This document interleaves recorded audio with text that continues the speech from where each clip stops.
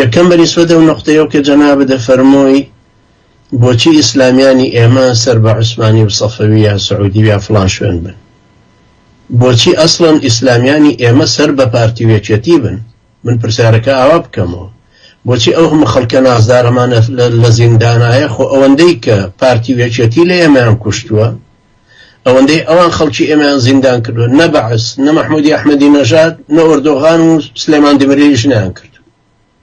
ئێ لە پێناوی چیە ئێمە فتوایە بدەین لە خزمەتی نەوت دزەکانە، لە خزمەتی خائینەکانە کە خاک و خەڵک و خوێن و خەباتەکەیان فرۆشت؟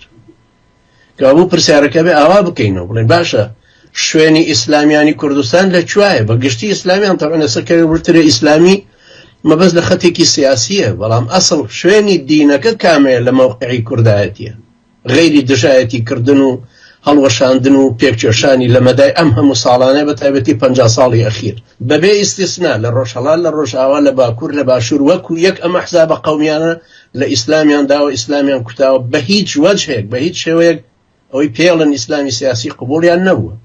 ئێستا کە باریان لار بووە بۆچی ئێمە بین باریان هەڵگرینەوە بە فتوایە؟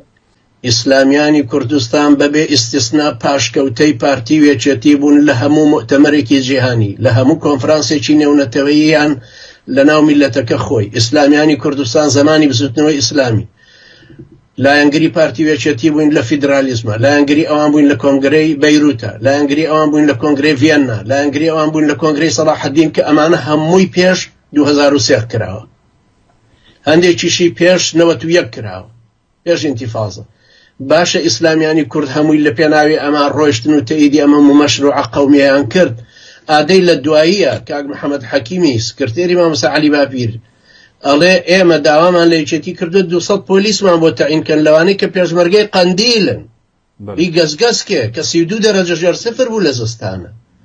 ئەمە پیاوەتی کوردایەتیێوانان لە کوایە هەتاکو ئێمە جارێک کە دەستخینەوە ناو دەستیان. ئەبێ کوردایەتیێوانان زۆر باش بزانن کە ئێمە من شخصەن ئێمە ناکەوینە شوێنیان بە هیچ شێوەیەک. مەشروعێکی قەومی فەشەلیان هێنا، عەلمانێتێکی فاشل، لیبراڵی سۆشیالیستەکان لەناو کوردستانە فەشەل پێهێنا، نەیانتوانی نە ئیدارەی دەوڵەت دروستکەن نە ئاڕاستی کۆمەڵگەکە بکەن، نە کۆمەڵگەی مەدەنی بپارێزن، نە دیموکراسی بێنن، نە مافی مرۆڤ. زیندانی لاکۆڵان و چەوسانەوە هەتاکو ئێستا یەکێکی وەکو کاگەبوو خوبەیب لە زیندانە کاگۆلی زاخۆیی 18 ساڵە بەبێ محاکەمە، 18 ساڵ تەوقیف. برا لە ئەفریقا شتیوە ڕووی نەداوە. لەبەر ئەوە ئێمە وەکو مەشروعێکی ئیسلامی لە خزمەتی میلەتی کوردی خۆمانین، چونکە میلەتەکەی کوردی خۆمان بە مسلمان ئەزانین، مافەکانی بەڕەوە ئەزانین. هیچ جەماعەتێکی ئیسلامی نییە لە مەدای ئەم 40 ساڵەی دواییە دروست بوو بێ نەیوت بێ مافەکانی کورد مافی ڕەوان و ئیسلامی یان لە چوارچێوەی شەرعان و پێویستە دیفاعیان لێ بکرێت. کەس نەبوو، هەموو ئەمە وتووە. بەڵام پاداشتی کوردایەتیێوانەکان ئەمە بوو کە زیندان و چەوسانە و میحنەت و ئێستاش کە کەوتون نەتیجەی خیانەتیان. ئەمە نەتیجەی مقدماتێکە. مقدماتەکە ئێمە دروستمان نەکردو بڵێ وەڵا مەلا ئیدریسی بدلێسی فتوای داوتی بڕۆن عایدی سوڵتان بن با تەلاقتان نەکرد.